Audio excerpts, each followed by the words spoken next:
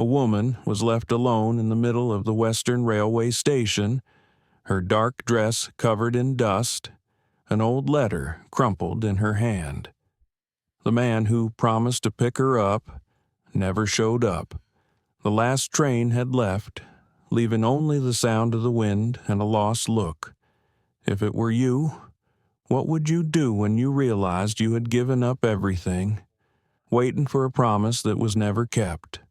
Would you stay, believing that someone would still come, or would you stand up and leave that station, with a heavy heart but your feet still moving forward? Have you ever been left behind in life? Not in a place, but in your beliefs. This story is not just about a bride who was left behind, but about a woman's journey of learning to stand up, finding herself again, and realizing that sometimes the latecomer is the real destiny. Please like, share, and subscribe to the channel to join me in that emotional story.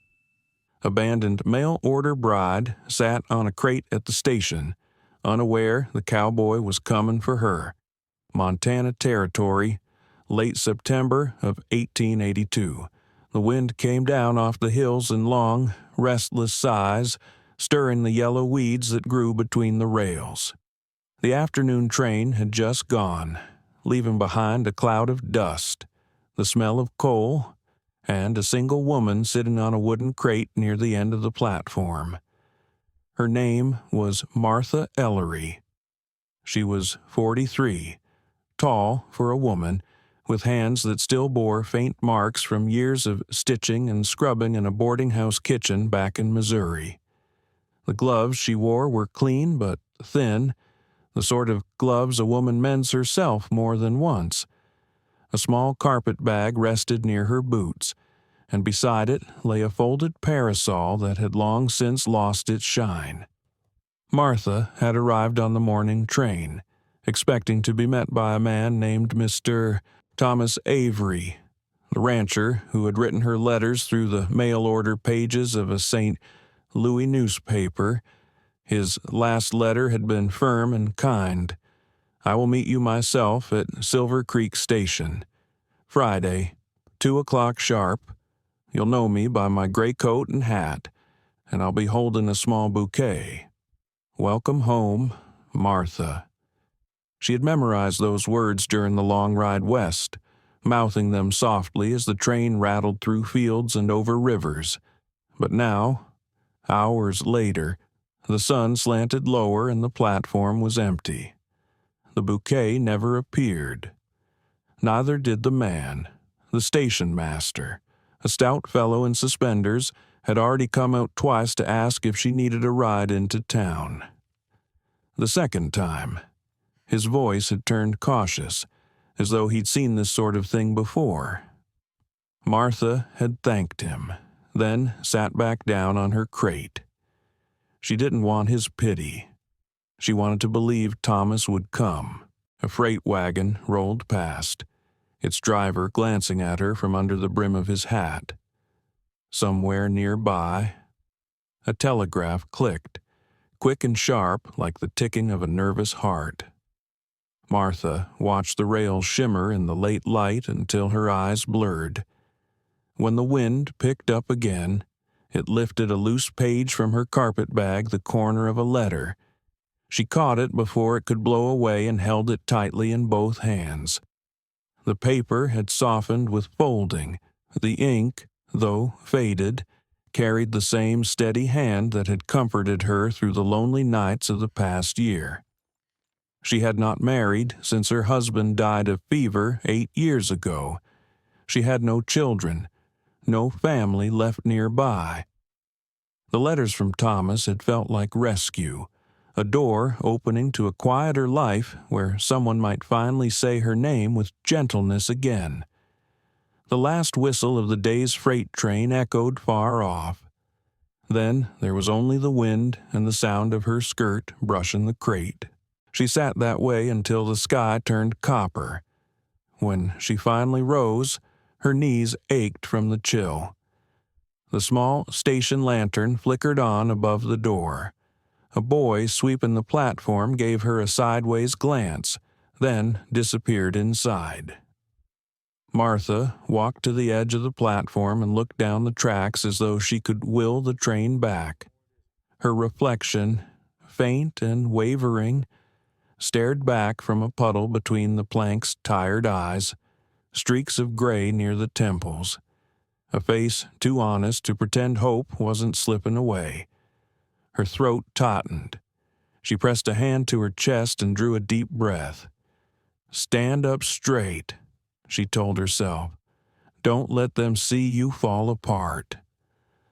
The last light of day stretched long over the prairie, turning the fields to gold.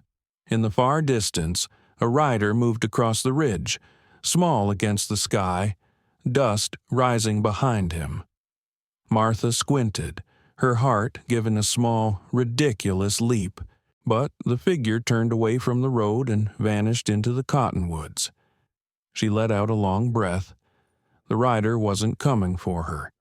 Inside the station, the agent was locking up. "Ma'am," he said kindly from the doorway, "it's near dark. Closest hotel's 3 miles down. You want me to call the livery to take you in?" Martha hesitated. 3 miles might as well have been 30. She couldn't afford the fare, and pride wouldn't let her admit it. "No, thank you," she said. "I'll wait a bit longer." He frowned but didn't argue. "Suit yourself." He tipped his cap and went inside, the key turning with a click. The platform fell silent again. Martha returned to the crate, gathering her skirt against the wind. She watched the last of the light fade from the western sky. Somewhere out there, she imagined Thomas's ranch, the neat fence he'd described, the smoke curling from his chimney, the steady sound of the hooves in a corral. Maybe he'd been delayed. Maybe he'd taken ill. Maybe, she thought, he'd simply changed his mind. The thought sliced through her composure. She blinked fast, willing her eyes to stay dry. Tears were a luxury she'd already spent in her first life. A wagon rattled by on the road beyond the station, its lantern swinging. She thought for a moment it might stop, but it rolled on, leaving only the creak of wheels fading into the dusk. By full dark, the temperature dropped. Martha pulled her shawl tighter and drew her carpetbag close. She debated finding a bench inside, but the station was locked, and she doubted the agent would welcome a stranger sleeping on his floor. She looked at the empty track again, then up at the stars gathering above the ridgeline. There was something humbling about the western sky, so wide, so silent. It made her feel small and unimportant, like a letter forgotten at the bottom of a bag. She spoke softly to the night. "You'll be all right, Martha. You always are." The words drifted off with the wind. Far down the road, faint and uneven, came the sound of a horse's hooves, slow at first, then quicker, echoing through the open air. Martha turned her head sharply, her breath catching.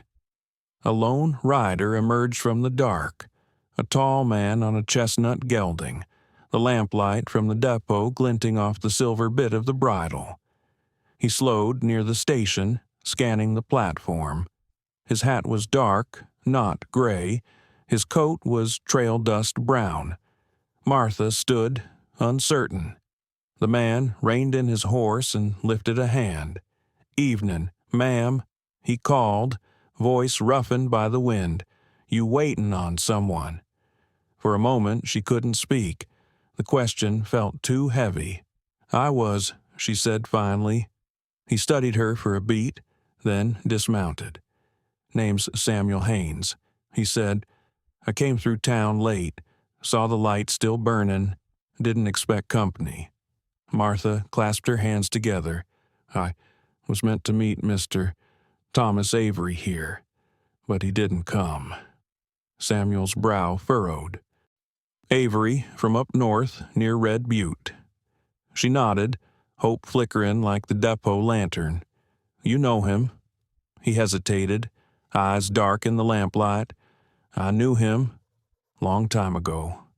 Before she could ask more, a gust of wind lifted her hat ribbon, snapping it across her cheek. Samuel stepped forward, catching the hat before it blew away. His hands were calloused, steady. "Best not wait much longer out here," he said quietly, offering the hat back. "Nights turn cold quick." Martha accepted it, her fingers brushing his. "I'll manage." He gave a small nod, but his gaze lingered. "You've been here a while. Come into town. There's a place to stay. I'll see you safe." Her pride rose like a wall between them. "I don't take charity, Mr. Haynes." He smiled faintly. "Then think of it as decent manners. Can't ride off knowing someone's left out here alone." For the first time all day, Martha felt the sharp ache behind her composure soften. She looked toward the empty track once more, then back at him. "All right," she said softly, "just for tonight." Samuel nodded, taking the reins, together. They walked down the quiet road toward the faint glow of the town beyond the trees. Behind them, the empty station settled into stillness again. The crate, the dust, and a single forgotten letter pressed flat beneath the weight of the wind. The road into Silver Creek curved along the edge of the river, a narrow strip of dirt packed hard by wagon wheels and hooves. The air smelled of pine and wood smoke, the last light of evening trembling over the water. Martha walked beside the horse, her carpet bag clutched against her side, while Samuel led the way without speaking. His stride was steady, unhurried, the kind of man who never felt the need to fill silence with words. For a while, all she heard was the creak of saddle leather and the crunch of gravel under their boots. Each step took her farther from the platform, farther from the crate and the letter and the man who hadn't come. She didn't know if that felt like relief or betrayal. "You been on the road long?" Samuel asked at last, glancing down at her. 3 days, she said. St. Louis to Helena, then the branch line here. He nodded. "Long trip for one person. I've done longer." That seemed to satisfy him. He adjusted his reins, his gloved hand brushing the horse's neck. He was a large man, lean but broad across the shoulders, the sort of strength built from years of work instead of vanity. His voice had a rough calm to it, the tone of someone who'd spent more nights under open sky than under a roof. Martha studied him from the corner of her eye. The lamplight from the saddle pack flickered across his jaw, revealing a faint scar that ran from his temple to his ear. It wasn't ugly, just a line that spoke of other stories she didn't ask about. They reached the first buildings of Silver Creek, 3 false front shops, and a livery barn that smelled of hay and horses. Beyond that stood the Red Lantern Inn, its porch light glowing warm against the dark. Samuel tied his horse to the post and looked toward her. "Best place in town for travelers," he said. "Food's fair, beds are clean." Martha hesitated at the bottom of the steps. "I can pay my way." "Didn't doubt it," he said, holding the door open. Inside. The inn smelled of stew and kerosene. A pot-bellied stove glowed in the corner. The woman behind the counter, broad-hipped with a red kerchief at her neck, gave them a long, curious look. Her eyes landed on Martha's travel-worn dress and carpet bag, then flicked to Samuel's dusty coat. "Evening, Mr. Haynes," she said. "Didn't expect you back so soon." "Had business down the ridge," he answered simply. "This here's Mrs. Ellery. She'll need a room for the night." The woman's eyebrows lifted slightly. "Mail-order bride come through?" she asked, lowering her voice, but not enough to hide the words. Martha's cheeks burned. Before she could speak, Samuel said. "She's a traveler, that's all." The innkeeper seemed to catch herself. "Course," she said briskly. "Room's $2. Supper's an extra quarter if you want it." Martha opened her purse, but Samuel placed the coins on the counter first. "Put it on my tab," he said. "I can pay you back," Martha murmured. He shook his head. "It's not a loan, just supper and a roof. Everyone needs both." She followed the innkeeper up the stairs to a small room under the eaves. The wallpaper was faded, the bed narrow, the wash basin chipped, but the quilt smelled of soap, and that was more kindness than she'd expected. She set her bag down and stood for a long time at the window, watching Samuel outside through the thin curtains. He stood beside his horse, rubbing its neck with slow, patient strokes, his head bowed as if lost in thought. When he finally left, the sound of hooves faded down the street. The silence he left behind felt oddly heavy. Martha sat on the edge of the bed and took out the last letter from her pocket. The paper had creased lines from being opened too many times. She read it again, though she knew every word. Thomas Avery's handwriting was neat, polite, a man trying to sound younger than he was. He'd written about the hills behind his ranch, about the creek that froze solid in winter, about wanting someone who could make a place feel like home again. He'd written that she sounded strong. She had believed him. She had believed that maybe strength was enough to be loved again. A floorboard creaked in the hallway, and the sound jolted her back to the room. She folded the letter, slipped it into her skirt pocket, and crossed to the mirror. The glass was cloudy, but she could still see the lines around her eyes, the silver in her hair. Not the face of a young bride, but one still alive, still searching. Downstairs, the murmur of voices drifted up through the floorboards. Someone laughed. A chair scraped. The smell of stew made her stomach twist with hunger, but she couldn't bring herself to go down. Not tonight. She unbuttoned her gloves and set them neatly on the table. Her hands were small but roughened by years of work proof of a life that hadn't been easy but had been honest. She blew out the lamp and lay down on the bed, fully dressed.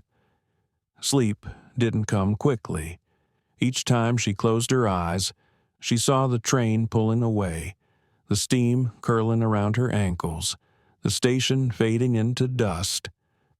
Somewhere behind that image, another face hovered, the quiet man with the scar and the steady voice who had appeared out of the dark like an answer she hadn't asked for. She turned on her side and watched the moonlight creep across the ceiling. "You're not broken," she whispered to herself, "just waiting to start again." Outside, a coyote called from the hills. The sound was distant, lonely, but somehow comforting, too, like a voice reminding her that everything, even the wildest cry, finds its echo somewhere. By the time dawn began to pale the edges of the curtains, Martha had made her choice. She would not run back east. She would not hide. Whatever this strange new life held, she would face it standing. She washed at the basin, pinned her hair, and went downstairs. The dining room smelled of coffee and cornmeal. The innkeeper's husband nodded to her from behind the counter, polite but cautious.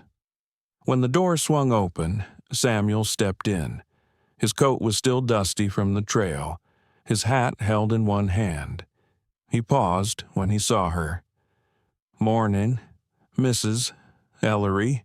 Morning, Mr. Haynes." He waited, letting her finish her coffee before speaking. "I'm heading out to my ranch today. It's about 10 miles west, near the foothills. You're welcome to ride part way if you've got no other plans." She studied him carefully. "Why would you offer that?" He shrugged. Road's safer with two. And maybe you'd like to see the country. Gives a person space to think. Martha considered. She had nowhere to go, no one to meet. The idea of open sky sounded like air after a long breath held too long. All right, she said finally, but I ride my own way. I'm not another passenger to be pitied. His eyes softened with respect. Wouldn't dream of it. He turned toward the door, and, for the first time, she noticed the limp in his right leg. Subtle, but there, a memory from some older wound. When he left to ready the horses, she followed him outside. The morning sun had burned away the chill, and the world smelled of dust and pine. She swung her bag onto the wagon seat beside him. Silver Creek's a small place, he said quietly as he climbed up. People talk. You don't have to listen. I've lived through worse than gossip. He smiled a little at that. The first real smile she'd seen from him. Figured as much. The wagon rolled forward, wheels crunching over the dirt road. Behind them, the inn grew small, the town fading into the wide, empty land ahead. The river glinted in the sunlight, and the hills waited beyond, patient as time itself. Neither of them knew it yet, but the road they shared that morning would change both their lives 1 mile, one silence, one heartbeat at a time. The wagon rolled west, its wheels stirring up thin clouds of dust that shimmered in the morning light. The river followed them for a while, flashing silver between stands of cottonwood before bending north and disappearing into the hills. For the first hour, neither Martha nor Samuel spoke. The quiet between them was not uncomfortable. It felt like something earned, a kind of truce between two people who had already said too many words in their lives. Samuel guided the team with steady hands, the leather reins resting loosely across his palms. Every so often, he glanced toward the horizon as if measuring distance by memory alone. Martha sat upright beside him, her carpet bag tucked near her feet, her eyes moving from the endless stretch of prairie to the broken ridges beyond. She had never seen land so wide, so unforgiving. It frightened her a little and thrilled her, too. When they reached a low rise overlooking a meadow, Samuel slowed the horses. That creek ahead, he said, pointing, runs all the way down from Windmill Ridge. My place sits a mile past it. It's beautiful, Martha said softly. He smiled, a brief curve of the mouth that vanished almost as quickly as it appeared. Hard country, he replied, but honest. They crossed the creek at a shallow bend. The wheels splashed through water, clear enough to show the stones beneath. A hawk drifted overhead, its shadow sweeping across the road. The sun had climbed high by then, warm enough that Martha loosened the buttons of her collar. She caught herself studying Samuel's profile, the sun-browned skin, the faint line of concentration between his brows. There was something measured in the way he moved, as though every motion had been practiced until it cost him nothing. "You were in the war," she said suddenly. He glanced at her, surprised but not offended. "I was," he said. "Cavalry, Missouri Regiment. Did you lose much?" He looked ahead again, enough to stop counting. She nodded. "I lost my husband to fever. We were married 17 years. Samuel's hands tightened on the reins, then eased again. "That's a long time to share a life." It was. Some days I still catch myself setting 2 plates instead of 1. He gave a small sound, half agreement, half understanding. "You don't stop missing them," he said. "You just learn to live around the space they left." They rode in silence after that, the kind that spoke more than conversation could. By midday, they reached a narrow clearing shaded by juniper trees. Samuel pulled the wagon to a halt and climbed down. "Time to rest the horses," he said. "There's a stream close by." Martha followed him down the slope, careful on the loose soil. The air smelled of wild sage and damp earth. At the stream, she knelt, cupping her hands to the cold water and splashing her face. The chill stung her skin, waking her in a way that coffee never could. When she looked up, Samuel was sitting on a fallen log, his hat off, his gaze distant. "Do you ever wish you'd gone somewhere else after the war?" she asked. He thought for a moment before answering.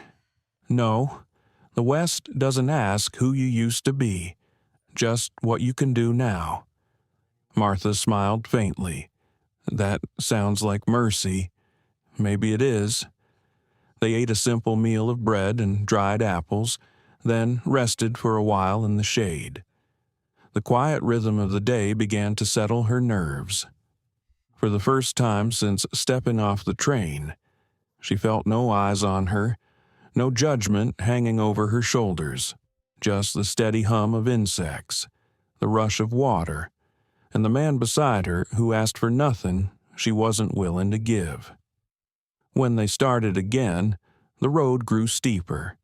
The hills rolled into one another, scattered with scrub pine and the occasional fence half buried in grass. As they climbed, the wind picked up, carrying the scent of rain far off. "Storm'll pass north," Samuel said, glancing at the clouds.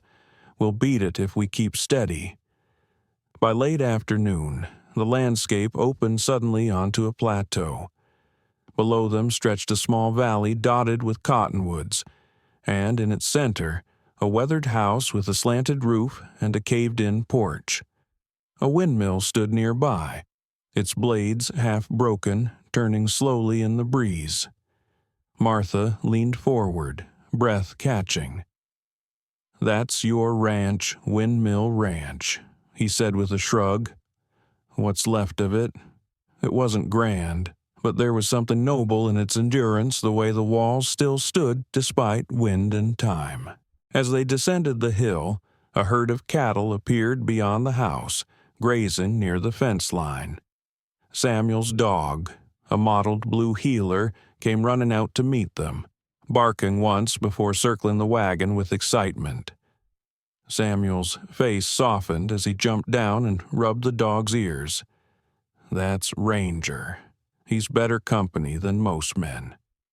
Martha stepped down carefully, her legs stiff from the ride. The earth felt solid beneath her boots. She looked around the corral half collapsed, the barn roof sagging, the house dark but upright. It wasn't much, yet it felt strangely alive, as if waiting for someone to care again. "I can stay in the barn," she offered, "until I find where I'm meant to go." Samuel shook his head. "The house has 2 rooms. One's yours if you want it. That's too kind. It's practical," he said simply. "Storms come fast through here. Safer inside." She studied him, trying to read whether pity lay behind his words. But there was none, only a quiet conviction, the kind that came from habit rather than charity. "All right," she said. He nodded and lifted her carpetbag from the wagon. Inside, the air smelled faintly of wood smoke and dust. A single window looked west toward the fading sun. She ran a hand across the table, feeling the rough grain beneath her fingertips. Outside, Samuel was tending to the horses, humming something low and tuneless. The sound drifted through the open door, steady as a heartbeat. When evening settled, he brought in a small lantern and set it on the table. "There's stew left from last night," he said. "Not much, but it's warm." She took the bowl, her hands cold against the metal. "You live alone here most years," he said. "Had a hand or two once, but the last one moved on." Doesn't it get lonely?" He looked up from where he sat, the lamplight catching the scar along his temple. "Sometimes, but loneliness isn't the worst thing. What is giving up on what might come next?" Martha turned her spoon slowly. "You talk like a man who's lost more than one thing." "Maybe," he said, "but I've learned that life's like this land. It only gives back what you tend." They ate quietly after that, the wind whistling through the cracks in the door.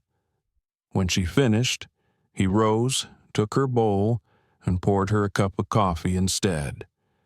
The gesture was simple, unspoken, but it filled the room with warmth. Later, as she prepared to rest in the smaller room, Martha looked once more through the window. The moon hung low over the hills, pale and steady. She felt the strange calm of belonging to no one and nowhere and, for the first time, not fearing it.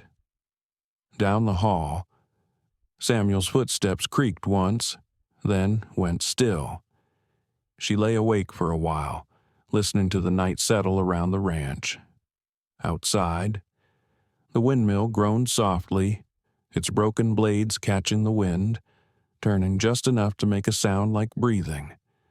Martha whispered into the dark, "You keep turning. Then, so will I." The first rain of the season came that night, gentle but steady.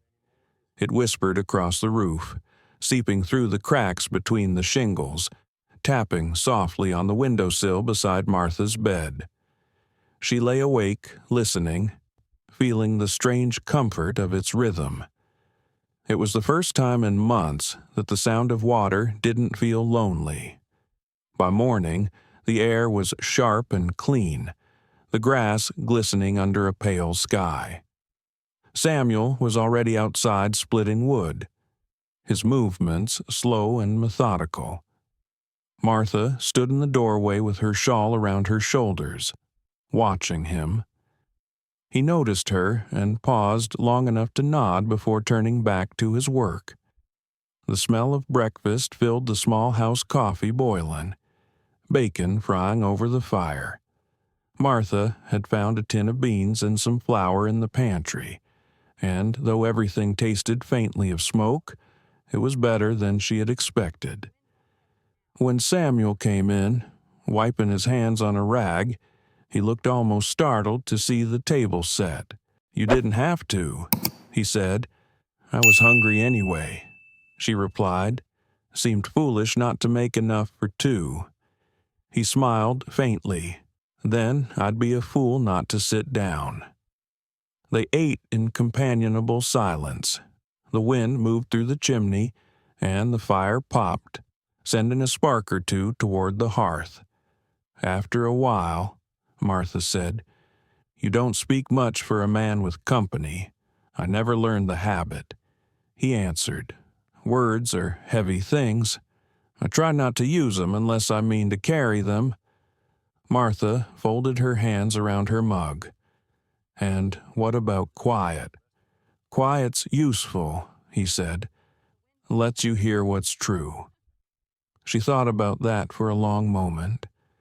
There had been too much noise in her life, voices telling her what to do, what to want, who to be. Maybe quiet was what she'd been searching for all along. After breakfast, she offered to help with chores. Samuel hesitated but didn't refuse. Together, they hauled water, swept the porch, and patched a section of the fence that had come loose near the corral. He showed her where to find nails and how to use the hammer without splitting the boards. His hands were rough, but his instructions were gentle. Around midday, clouds gathered again over the ridge. Martha set down her hammer and looked toward the horizon. "Does it always rain this often?" "Only when you start to depend on sunshine," he said with a grin. She laughed, a quiet sound that surprised them both. It was the first time he'd seen her face soften completely, the tight line of her jaw easing, her eyes crinkling with something close to peace. As they worked, Samuel told her about the ranch's past. His father had built it after the war, with dreams of raising horses and wheat, but drought and debt had taken most of it. Samuel had stayed on, stubborn as the rocks beneath the soil.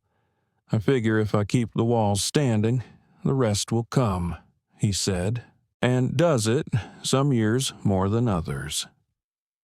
The rain held off until evening. They finished repairing the fence and went inside just as thunder began to rumble in the distance. Martha lit the lantern while Samuel fed logs into the stove. The small space glowed gold and warm, the kind of light that made everything feel nearer. She poured coffee for them both, then settled in a chair by the window. "I can see why you stayed," she said quietly. "There's a kind of peace here." Samuel sat across from her, elbows resting on his knees. "Peace is earned. You make it with your hands, same as a fence or a roof." The storm rolled closer, rain drumming harder on the tin roof. Martha watched the firelight flicker across his face, the shadows deepening the lines around his mouth and eyes. "You said last night that loneliness isn't the worst thing," she said. "What is?" He stared into the fire for a long time before answering. "Letting it turn you bitter." She nodded slowly. "I think I was headed that way once. What stopped you?" She gave a small, sad smile. "A letter and a lie I wanted to believe." Samuel looked up. "Thomas Avery." She hesitated. "You knew him." He leaned back, rubbing a hand along his jaw. "We crossed paths years ago. He was a ranch hand near Red Butte, fair with horses, less fair with people. When I heard the name last night, I wasn't sure if it was the same man. It was," she said, her voice steady. "He wrote to me for months, promised me a life here." Samuel's eyes darkened. "Then he's the kind who makes promises he don't keep. Seems that way." For a while, neither spoke. The rain softened again, turning from a roar to a murmur. Martha could feel something heavy shifting between them, not pity, but understanding, the kind that only grows in people who've been left behind more than once. When she finally stood to tidy the table, Samuel said quietly, "If you'd rather go back east, I'll see you safe to the next town." She turned toward him, surprised. "Why would you assume I want to leave?" He shrugged. "Most do." Martha drew herself up, calm and sure.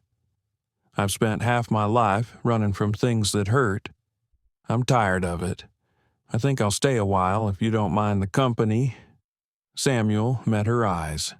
"Can't say I do." That night, the house felt less like shelter and more like something alive. Martha lay awake listening to the storm's last sighs fade over the hills. Somewhere outside, the windmill creaked, steady as breathing. She thought about Thomas Avery, the man who had written pretty words and vanished before she could speak a single one back. But when she tried to feel angry, she found only exhaustion. Maybe what hurt most wasn't losing him, but believing she needed him to begin again. From the next room came the soft scrape of a chair, the sound of Samuel moving about.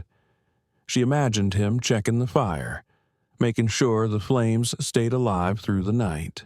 The thought steadied her, the way a hand might if it rested gently on her shoulder. For the first time since stepping off the train, she felt safe, not rescued, not saved, just safe. Outside. The rain stopped. The wind carried the scent of wet earth through the cracked window. She whispered into the dark, "Tomorrow, I'll help mend the roof." And in the stillness that followed, she could almost swear she heard his low voice answer from the next room. "Tomorrow, We'll start early." The next morning broke clear and bright. The air washed clean by the rain. The sky stretched so wide it made Martha's chest ache just to look at it. She stepped outside with her shawl wrapped tight and watched steam rise off the grass in thin curls. Samuel was already in the yard, checking the fence line. He turned when he heard the door creak. "Mornin'," he said. "Mornin'," she echoed. He looked at the sky. Roof held through the storm.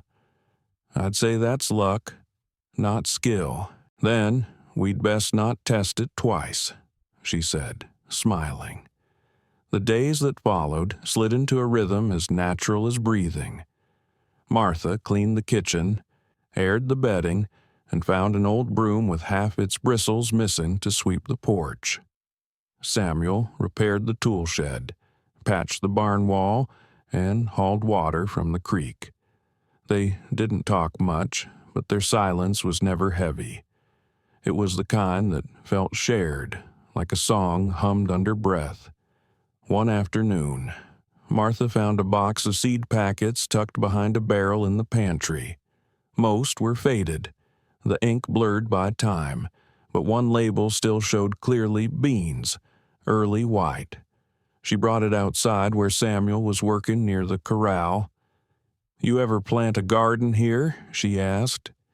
"Used to," he said, "before the soil turned mean. Maybe it just needs a softer hand." He looked at her, half amused. "You offerin' yours, I'm sayin' if I'm stayin', I might as well make something grow." He studied her a moment, then nodded. "There's a patch of ground north side of the house. Gets good light in spring. We'll turn it over tomorrow." That night. She sat by the fire, sewing a tear in her sleeve while Samuel sharpened his knife at the table. The sound of steel on the stone blended with the wind outside, steady and rhythmic. "Do you ever go into town?" she asked. "Once a month, maybe. Supplies, mail, if there's any." "Why, I was thinking of writing a letter." "To who?" She paused, thread caught between her fingers. "I don't rightly know. Maybe to myself." Samuel's knife slowed, then stopped. "That's not foolish," he said. "Sometimes you've got to say things out loud, even if you're the only one listening." She looked up, meeting his eyes. The light from the fire caught in them, making them look almost gold. "And what would you write?" she asked. He smiled, a little sad. "That I'm still trying." The wind shifted, rattling the door latch. Outside, the dog barked once, then went quiet again. The warmth of the fire filled the room. Martha set her sewing aside and watched the flames. "Trying," she repeated softly. "That's more than most."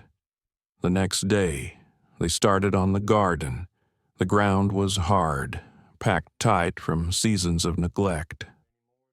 Martha took the shovel, determined, but after a few minutes her hands blistered and her arms ached. Samuel took it gently from her. "Let me work the first layer," he said. "You'll wear yourself out." She didn't argue, but she stayed beside him, loosening clods of soil, pulling rocks free, working until sweat dampened her collar. By midday, they had turned a long strip of earth dark and rich. "Looks alive again," she said. He leaned on the shovel, breathing slow. "So do you." She froze at that, uncertain how to take it. He didn't mean it like a flirt, not quite, but something in his voice carried truth. She nodded once, eyes on the ground. "Feels that way." They planted the beans together, pressing seeds into the furrows. As the sun sank low, Samuel poured water from a tin pail over the rows. "If the weather holds, we'll see green in a week," he said, "and if it doesn't, then we plant again." That night, Martha dreamed of rain, not the kind that drowns, but the kind that wakes things sleeping under the soil. She woke before dawn, listening to the windmill creak outside, the faint sound of Samuel moving in the other room. By breakfast, she'd decided something. "I want to earn my keep," she said as he poured coffee. "Not just stay under your roof." He looked at her, his brow lifting slightly. "You've done more than most would in a week. That's not the same." He nodded slowly. "All right. There's a woman in town, Mrs. Lowry. Runs the laundry near the post road. Always needs help with mending. I can take you tomorrow." "I'd like that," she said. The following morning, they rode into Silver Creek together. The trail was slick from dew, and the sky hung low with clouds that promised rain again. Martha felt the old nerves rise as they neared the cluster of buildings, but Samuel's presence beside her steadied her like the sound of hooves on packed dirt. Mrs. Lowry was a stout woman with a voice like gravel and a heart as wide as the prairie. She looked Martha up and down before saying, "You know how to mend seams I was sewing before I could write my name."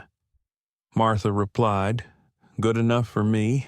I pay 50 cents a day and a lunch if you don't mind stew." "I don't," Martha said. "Thank you."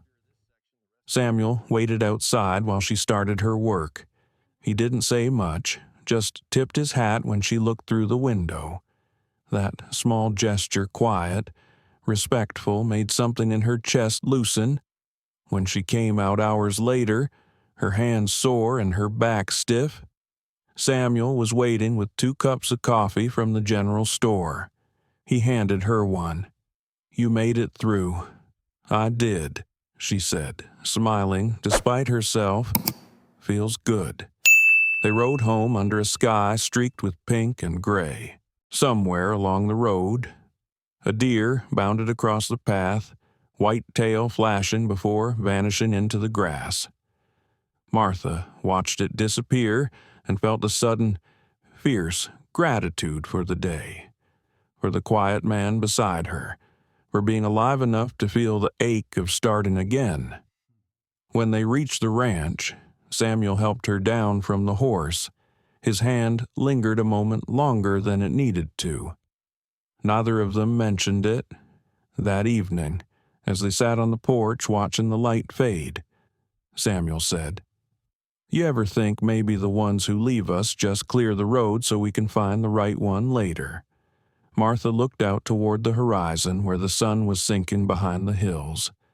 "Maybe," she said softly. "Or maybe we just stop waiting for them to come back." He nodded, eyes still on the sky. "Either way, we end up where we're meant to be." For the first time in years, Martha believed that might be true. Summer came early that year. The valley shimmered with heat, the air humming with insects and the faint rustle of grass drying in the sun. The bean plants behind the house had grown thick and green, small white blossoms trembling under each breeze. Martha knelt between the rows one morning, weeding carefully, her straw hat tilted low against the glare. Sweat slid down her temples, but she didn't mind. Each stem she tended felt like a small promise kept. From the barn came the sound of hammering steady, precise. Samuel was fixing the door hinge that had sagged since spring. His sleeves were rolled to his elbows, revealing arms browned by sun and labor. He paused now and then to wipe his brow with his forearm, humming a tune she didn't recognize. By noon, the heat grew heavy enough that even the dog sought shade under the porch. Martha went inside to fetch water. The kitchen smelled faintly of coffee grounds and dust, a scent that had come to mean home. On the table lay the day's mail, 2 envelopes, one bearing a return mark from Red Butte. She frowned, picking it up. "Samuel," she called softly through the doorway. He appeared a moment later, brushing sawdust from his shirt. "Something wrong?" She held out the letter. "It's for you." He looked at the handwriting, and the color drained from his face just slightly. "I know that scrawl," he murmured. He took the letter, but didn't open it right away. Instead, he turned it over in his hands as though weighing it. Martha waited. "You can read it later if you'd rather." He shook his head. Better not let it fester. He tore it open carefully, eyes moving down the page. As he read, his jaw tightened. When he finished, he folded the letter once and slipped it into his pocket. "Bad news?" she asked. "Old news," he said quietly. "From a man who owes me the truth, I suppose." She hesitated, sensing the edge in his tone. Thomas Avery Samuel's eyes lifted to hers. "He's alive, sick again, but alive." The world seemed to narrow for a moment. The garden outside, the dust motes in the sunlight all blurred. "Alive," she repeated, voice small. "He's been in Red Butte since spring." Samuel went on, "Says he means to make things right. Asked if I'd pass word to you." Martha turned away, gripping the edge of the table. Her first thought was anger sharp, rising from somewhere she'd thought long buried. "He remembers me now," she said bitterly. Samuel didn't move closer, but his voice gentled. "You don't owe him anything." "I know," she said, "but knowing and feeling aren't the same." He nodded slowly, understanding. "I can write him back. Tell him you're well, and that's all." She shook her head. "No. If there's to be an ending, I'll make it myself. That evening, after supper." She sat at the table with a fresh sheet of paper. The lamplight glowed gold on the wood. Samuel sat across from her, quiet, mending a leather strap, but keeping her company all the same. Martha dipped her pen, hesitated, then began to write. Her hand trembled only once. "Mr. Avery, I received word that you are alive. I'm glad for it. I hope the land has been kind and the fever leaves you soon. You asked once if I'd stand beside you, and I meant it then. But the woman who waited at the station that summer isn't the same one writing now. She learned that promises are only worth the work that follows them. I have found peace in a place that expects nothing from me but honesty. I wish you the same." Along with when she finished, she folded the page neatly and sealed it without rereading. Samuel reached for the envelope and said, "I'll ride it into town tomorrow." "Thank you," she said. He met her eyes. "You sure this is what you want?" "It's the first thing I've ever been sure of." The next day, he rode to Silver Creek while Martha tended the house. She found herself restless, glancing toward the horizon every few minutes. By late afternoon, she saw him returning, dust trailing behind his horse. When he dismounted, he handed her something, a small tin brooch shaped like a lily. "Mrs. Lowry said you left this in town last week," he said, but his tone told her it wasn't from Mrs. Lowry at all. She turned it in her hand, the metal cool against her skin. "It's lovely," she said softly, "but I've never owned anything like this." He shrugged. "Then maybe you do now." She smiled faintly, touched but unsure how to respond. "You didn't have to." "I wanted to," he said simply, and walked toward the barn. That night, as they sat on the porch, the air heavy with the scent of clover, Martha pinned the brooch to her collar. The wind stirred, carrying the faint hum of crickets. "Was it hard for you?" she asked after a while. "Letting go of someone you thought you'd spend your life with." Samuel was quiet a long time before answering. "Yes. I kept looking for her in everything, the hills, the sky, every stranger's face. Took years to realize I wasn't meant to find her again. I was meant to learn how to live without—" Martha looked at him then, the fading light soft across his features. "And did you? I thought I had," he said, voice low, "until you showed up." Her heart caught. She looked away, blinking against the warmth rising to her face. The silence between them shifted no longer uncertain, but full of something unspoken and alive. The horizon burned orange, then dimmed into twilight. She reached for the coffee pot beside her, hands trembling just slightly. "Tomorrow. I'll check the garden. The beans might flower." He smiled, that same quiet half-smile she'd come to depend on. "I'll help you stake the vines." The next morning, she woke early. The fields shimmered with dew, and a faint breeze carried the scent of rain. The garden, small as it was, had indeed begun to bloom. White blossoms opened like tiny stars against the green. Samuel joined her, crouching beside the rose. "Looks like you were right," he said. Martha smiled, brushing a petal gently with her fingertip. They just needed time and a little kindness. He looked at her, the morning light catching in his eyes. So do most things. They worked side by side in the quiet dawn, the earth cool beneath their hands. The valley stretched wide around them, full of promise. Somewhere far off, thunder grumbled, but neither of them looked away from the rows of growing green. By late August, the heat had turned relentless. Even the wind felt dry, carrying dust that coated every surface in a fine film of gold. The beans had ripened, hanging heavy on their vines, and the small patch of garden looked like a miracle against the parched earth. Martha spent mornings harvesting what she could, laying the pods to dry in the sun. Samuel worked longer hours repairing the corral fencing before autumn storms returned. Life had found its rhythm steady, almost peaceful. But peace never stays still for long. One afternoon, a rider appeared on the road from the north, his horse lathered, his hat pulled low. Martha spotted him from the porch as he slowed near the gate. Samuel stepped out from the barn, wiping his hands on a rag. "Mr. Haynes," the stranger called. "That's right." The man dismounted stiffly, dust rising around his boots.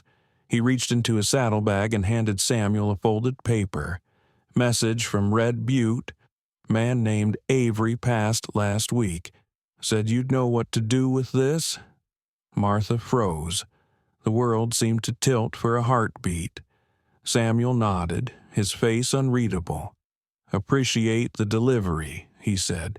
He reached into his pocket for coins, but the man shook his head. He paid in advance. Then he tipped his hat to Martha, swung back onto his horse, and rode off down the road. Samuel turned the paper over in his hands, his thumb tracing the seal.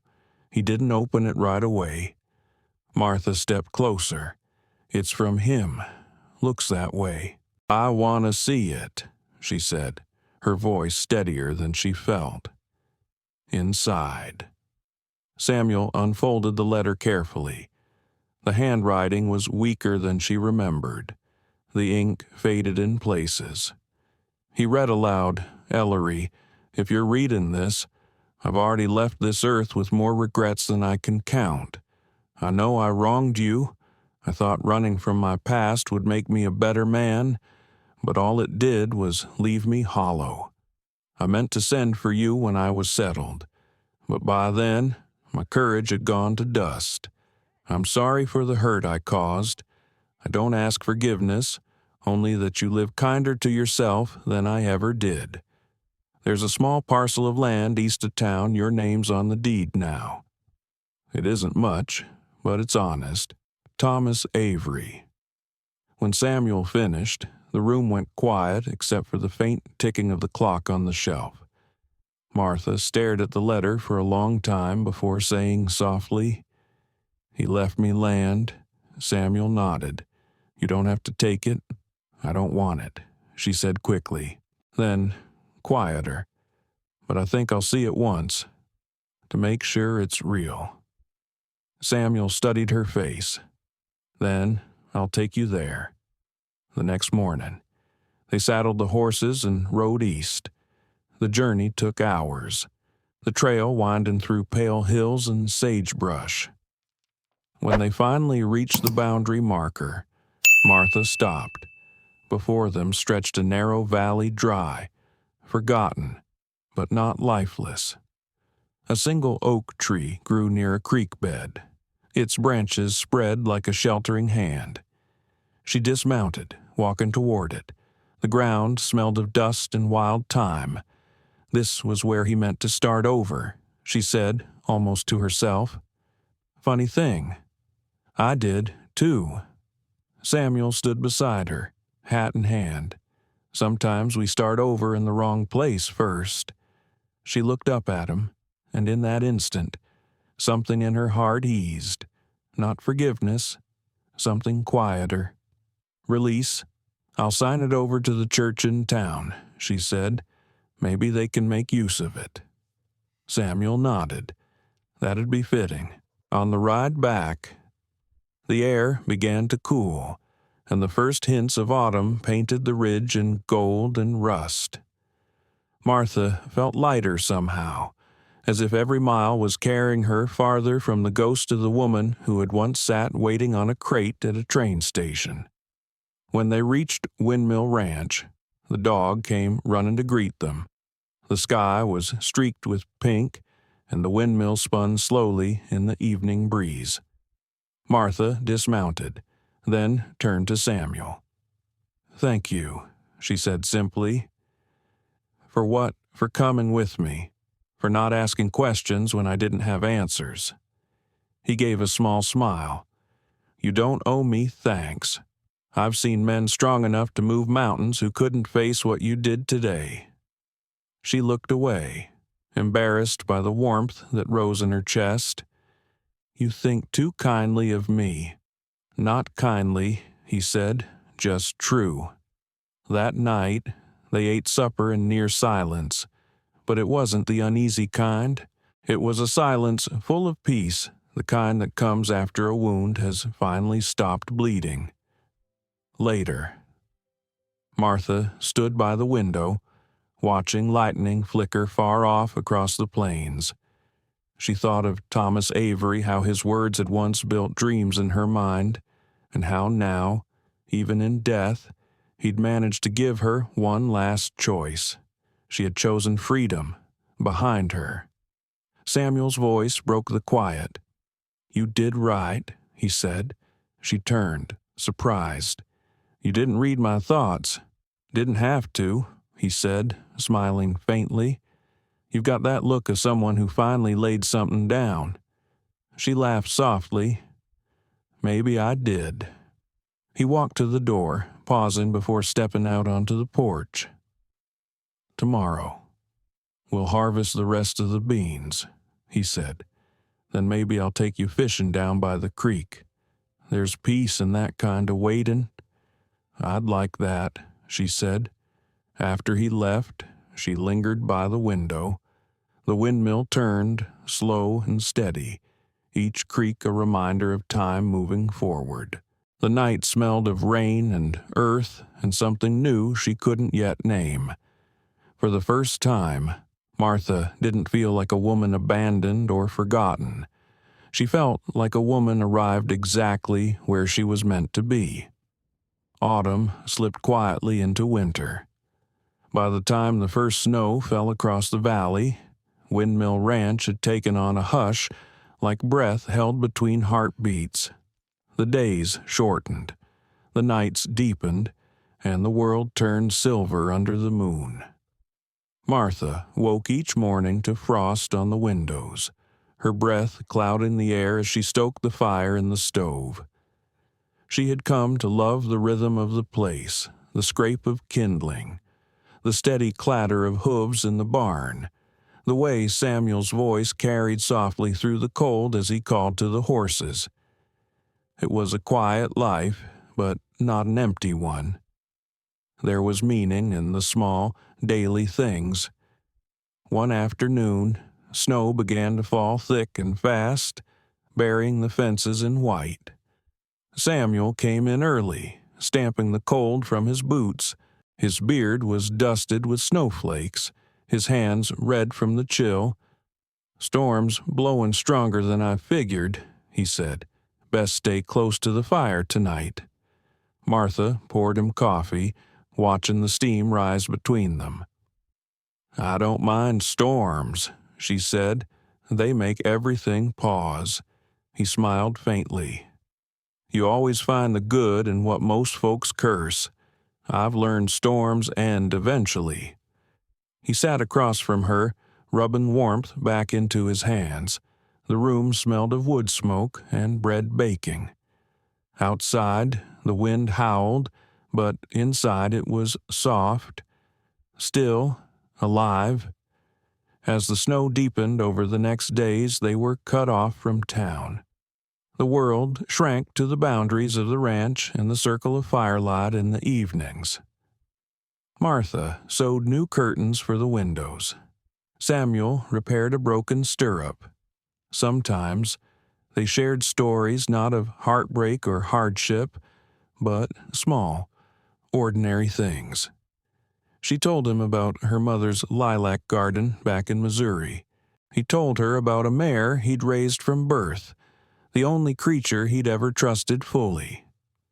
It was during one of those evenings, as the wind pressed against the walls, that Samuel asked, "Do you ever wish you'd gone east after all?"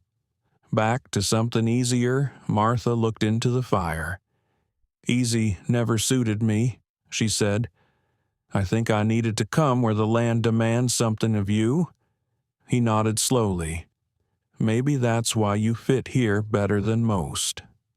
The silence that followed was warm, filled with understanding. She reached for the pot to pour more coffee, and their hands brushed. Neither pulled away. The next morning dawned bright and blinding. The snow glittered under the sun, a landscape remade. Samuel hitched the sled to the horses, and they rode into the lower pasture to check the cattle. The air was sharp enough to sting the lungs, but Martha laughed out loud when the sled hit a bump and sent snow spraying into her face. Samuel glanced over, startled, then joined her laughter, a deep, rolling sound she realized she'd never heard from him before. "Didn't think you had it in you," she teased. He grinned. "Guess I forgot what it felt like." By midday, they stopped near the creek where the water ran thin and icy. Samuel built a small fire from dry branches, and they sat close, sharing a tin of beans and cornbread wrapped in cloth. The sky was so blue it almost hurt to look at. "It's strange," Martha said after a while, "how this place, this hard, lonely place, feels more like home than anywhere I've been." Samuel looked at her, serious now. "Home's where you stop waiting to leave." She met his gaze, the warmth between them deeper than the fire. Something shifted quietly, a truth long understood but never spoken. She wanted to say his name, to tell him what she felt stirring inside her, but the words stayed lodged in her throat. That night, the storm returned fierce and sudden. The wind moaned through the rafters, and the walls trembled. Martha woke to the sound of a branch cracking outside. She threw on her shawl and went to the door, only to find Samuel already pulling on his coat. "The barn roof's come loose," he said. "I'll get it tied down. I'm coming with you." He started to protest, but one look at her face and he relented. Together they pushed through the blinding snow, the lantern's flame whipping in the wind. The horses stamped and snorted, panicked by the noise. Samuel climbed onto the side of the stall, rope in hand, while Martha steadied the light. The wind tore at them, freezing their fingers raw, When the final knot held and the roof stopped shuddering, Samuel jumped down beside her. His breath came in ragged bursts. She reached out instinctively, brushing snow from his collar. For a long moment they stood close, the storm roaring around them, their breath mingling in the cold. "Thank you," he said, voice low. "For what? For not letting me fight it alone." Back inside, dripping and cold, they huddled near the fire. Martha's hand shook as she tried to untie her shawl, and Samuel caught them in his. His palms were rough, warm against her skin. Neither spoke. The air between them carried the heat of something long restrained. He looked at her as though trying to memorize her face, the fine lines at her eyes, the silver strands in her hair, the strength that lived beneath her calm. "Martha," he said softly, "you deserve peace, more than anyone I've known." She swallowed hard. "And if I've already found it," he didn't answer. He just held her gaze until the rest of the world fell away the storm, the fire, the years behind them. She reached out, her hand trembling slightly, and rested it against his cheek. His eyes closed under her touch. It wasn't a grand moment, not something fit for storybooks, but it was real, and that was more than enough. When morning came, the storm had passed. The air was still, the world blanketed in white. Samuel went to the barn, and Martha followed. The horses were calm again. She touched their necks, feeling the warmth of their bodies beneath her palm. He looked at her, his expression quiet but sure. "The fence will need mending come spring," he said. "I'll help," she replied. He smiled. "I know you will." As they stood there, sunlight breaking through the clouds, Martha realized that this was what healing looked like, not the forgetting of pain, but the choosing to live beyond it. She had come west seeking a man, but what she'd found instead was herself. By February, the snow had begun to soften around the edges of the ranch. The creek, frozen for months, murmured again beneath its shell of ice. Days lengthened, and the air smelled faintly of thawing pine and earth. Martha stood on the porch one morning, a shawl drawn tight around her shoulders, watching the first meltwater run in thin ribbons down the road. Winter had been long, but not cruel. It had changed her quietly, in the way rivers carve stone. She'd learned to rest in stillness, to find comfort not in words but in presence. Samuel had taught her that without trying, simply by being the kind of man who didn't fill silence with noise. That morning, as she came inside, she found him bent over the table, reading a folded piece of paper. The look on his face stopped her. "What is it?" she asked. He hesitated, then offered the page. A letter came from Helena. The rail company's extending the line through the valley. They're offering to buy grazing land, ours included. Martha frowned. How much enough to start again somewhere else? The words hung between them like smoke. "And you're considering it?" Samuel looked at the window, the light flickering across his features. "I don't know. That land was my father's, but it's tired ground. We could move closer to town, have neighbors. You wouldn't be so alone." She shook her head. "I'm not alone." He met her eyes, then really met them, and the weight of what wasn't said pressed close. "Still," he murmured, "it might be time for something new." She took the letter from his hand and read it. Her fingers trembled slightly, not from fear, but from knowing that change, once again, was at her door. "Let's not decide yet," she said. "Wait till spring." He nodded. Spring. Then, days passed, full of the work of transition, the sorting of tools, the mending of harnesses, the checking of fences, now half buried in melting drifts. But under it all was a tension neither of them spoke aloud. Each sunrise felt like a countdown to something unnamed. One afternoon, as the sun broke through the clouds, Martha found herself in the small attic sorting through a trunk she hadn't opened since she'd arrived. Inside lay old things, the traveling cloak she'd worn on that train, a broken comb, and a bundle of letters tied with twine. Everett's handwriting, the man she'd once been promised to. She sat on the floor, untying the bundle slowly. She read only one. The ink had faded, but the words carried the same sweetness that had once made her believe in him. "You'll know me by my boots black with silver toes." She almost smiled. Then she took the letter downstairs, lit the lamp, and set it over the flame. The paper curled, blackened, and fell to ash. Samuel came in quietly, watching. "You're sure?" "Yes," she said. "There's no room in this house for ghosts." He nodded, stepping closer. "Then maybe it's time we write something new." He meant it literally. There was always a practicalness in him, but the way he said it made her chest tighten. "A new beginning?" she asked.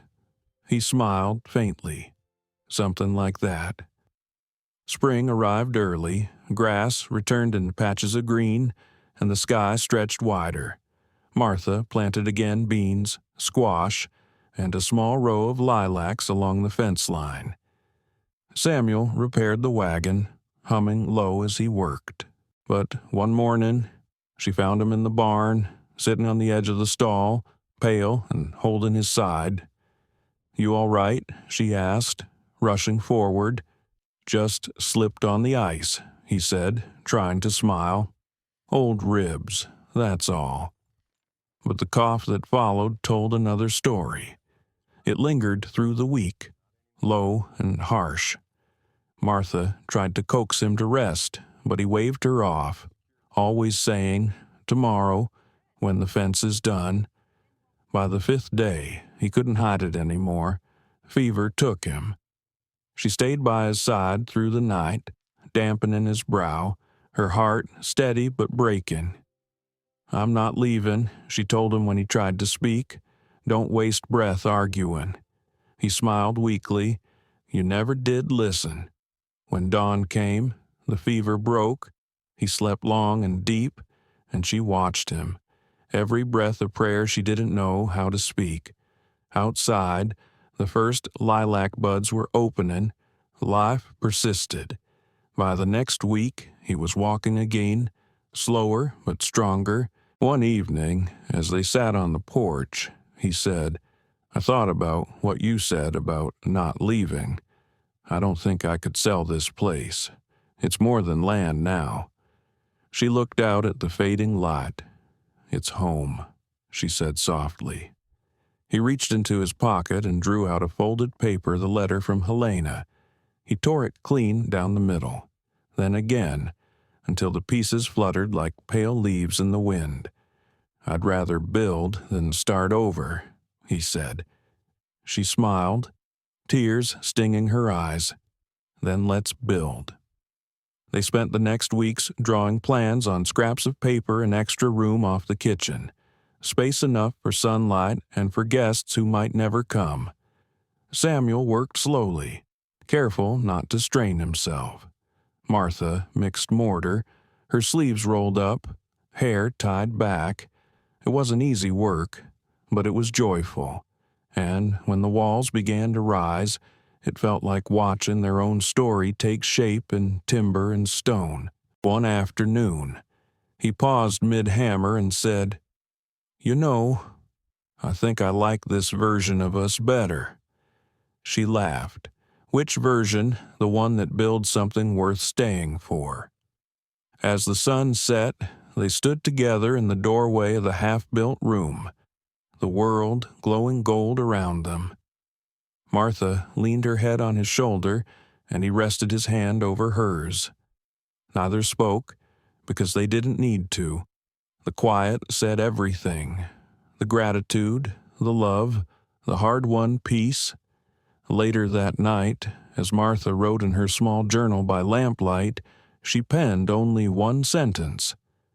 Some letters are better left unwritten, and some lives are better begun in silence. Outside, the lilacs swayed in the breeze, their scent drifting through the open window, a promise that no matter how long the winters lasted, spring would always find its way back. By late May, the valley had turned green again. The snowmelt ran bright through the creek bed, and wildflowers scattered themselves across the hills like spilled paint.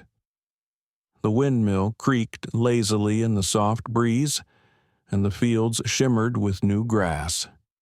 The ranch, once a place of solitude and silence, now carried the low hum of life returning. Martha stood in the doorway of the new room they had built together. Morning light slanted through the windows, catching dust motes that floated like gold in the air. On the small table by the wall sat a bowl of lilacs, the first to bloom since she planted them. Their scent filled the house, delicate and steady. She heard Samuel behind her before she saw him, his boots scuffing softly against the wooden floor. "Smells like spring finally decided to stay," he said, setting down a basket of eggs from the hen house. She smiled over her shoulder.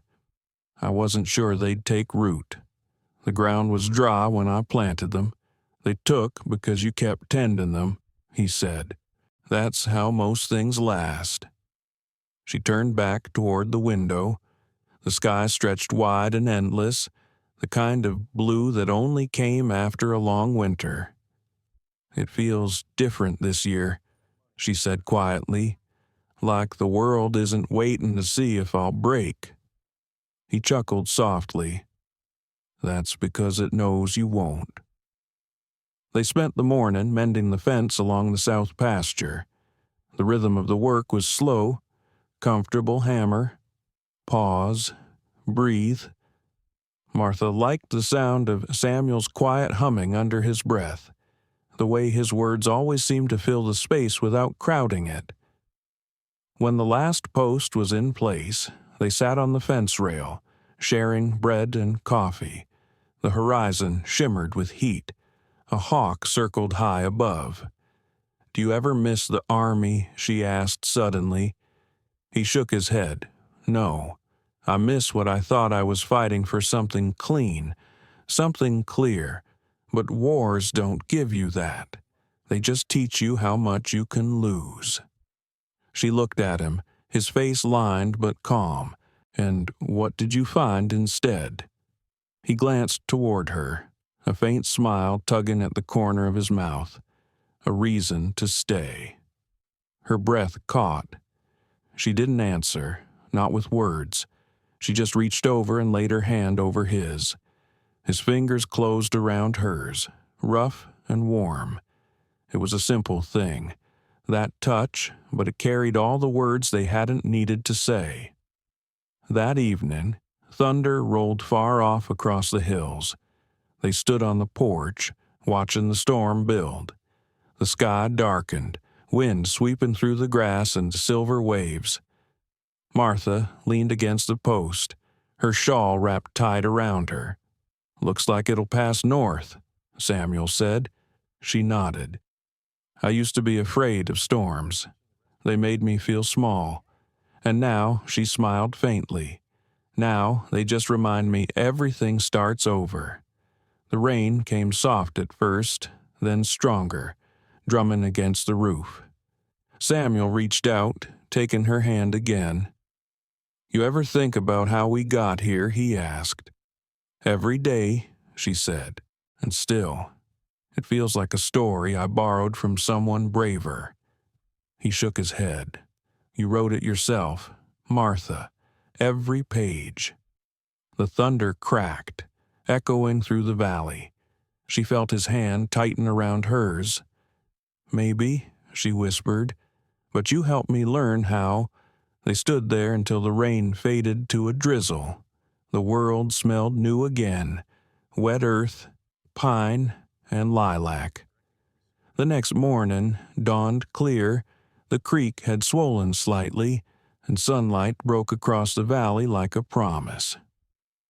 Samuel hitched the wagon to the horses while Martha packed a small basket. "Where are we going?" she asked. He grinned. "You'll see." They rode for nearly an hour, up past the ridge where the wind came strong and cool. When they stopped, the land stretched wide before them, rolling hills, the shimmer of water, a horizon that seemed to go on forever. "It's beautiful," she said softly. Samuel nodded. "Thought maybe we'd plant here someday. Not much, just enough to remind us what can grow out of nothing." She turned to him, eyes bright. "You still think we have that kind of time?" He smiled, a little sad, a little sure. "If not, we'll make it." They stayed there for a long time, the wind moving gently through the grass. Martha closed her eyes, letting the sound of the land fill her. It was the same stillness she'd felt that first day at the station, the same loneliness, but now it was something different. It wasn't absence, it was peace. When they returned to the ranch, the sun was setting. The lilacs by the fence glowed pale purple in the fading light. Samuel helped her down from the wagon, his hand steady at her back. She looked up at him, her heart full. "You know," she said softly, "when I first came here, I thought my story had ended." He brushed a strand of hair from her face. Maybe it did, but this one began right after. That night, they sat by the fire, the room quiet except for the soft ticking of the clock. Martha sewed a patch onto his shirt, her stitches even and sure. Samuel watched her, his eyes warm in the lamplight. When she finished, he said, "You ever wonder what people will remember of us?" She looked up, smiling, maybe just that we stayed when it was easier to leave. He nodded. That'd be enough. Outside, the windmill turned slowly, the creak of its blades steady and familiar. The lilacs swayed in the dark, and the stars blinked awake above the valley. Martha leaned her head against Samuel's shoulder. His arm came around her, and she let herself rest there, listening to the rhythm of his breathing, the quiet heartbeat of a life built from small, steadfast moments. In the stillness, she realized something. This wasn't a story about being abandoned anymore. It was a story about finding where you truly belonged, even after the world had forgotten you once. And when she closed her eyes, she felt no sorrow, only peace, the kind that comes when the waiting finally ends. And home is no longer a place, but a person beside you. Martha Ellery and Samuel Haynes. Story is not just about late love, but also about healing, about learning to live after loss, and realizing that happiness is not something others give us, but something we sow ourselves after long winters. No matter how old we are, we all carry old wounds. But, like spring returning to the windy land, life can always bloom again if we have the courage to open our hearts, even just one last time. Thank you, the audience, for listening, sympathizing and accompanying me through the journey of these two ordinary people. If this story touches your heart, please like, share, and subscribe to the channel to spread more stories about faith, kindness, and the revival of the human heart.